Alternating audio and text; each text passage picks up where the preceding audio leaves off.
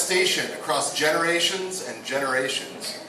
The boats were propelled as much by capital as by wind, but the wind could not be blamed for this. The wind could just bear witness. No, the cause was not mysterious. The captain knew what he was doing. The profits would be enormous. The products would be human. The beginnings of a system in which human flesh was traded, the beginnings of a context in which the other was created, invented, conceptualized, and renamed. The Bible was recruited first to justify the chains. Thus, the way most Europeans came to know of Africans was not as human beings, but as descendants of Ham. Condemned by God to servitude for some minor offense, though obscure in terms of scripture, it made perfect business sense. Thirst for profits always quenched, inferiority of the other entrenched in the European mind, but like everything, hatred must be adaptable if to stand the test of time. So it was science next in line, to cage the other in a concept called race, to rank the world's people by lightness of face, to reduce reality to Darwinian struggle. The whites built the future, the rest just seemed to cause trouble. The rest were then measured to compare the specific, to take the idea of race and make it scientific.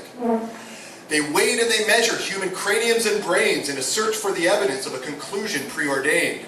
Once they felt they had identified the genetic pollution, eugenics was invented as a final solution. After all, if evolution meant survival of the strong, the science of eugenics would be just helping it along. Thus, the way to human progress the eugenicists deduced was to take the weakest members and not let them reproduce, or eliminate them outright like they tried in Germany, but we really must be careful not to reduce this to the Nazis.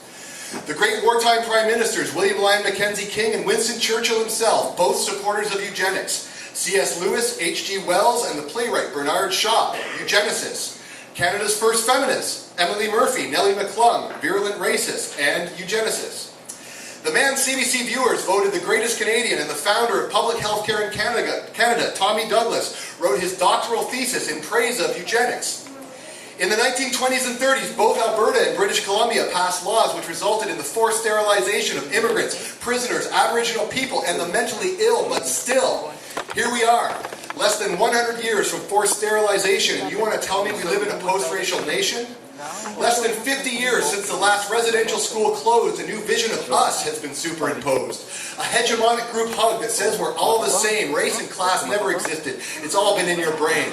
A culture in denial about the violence it has cast before we sterilize people, now we do it to our past.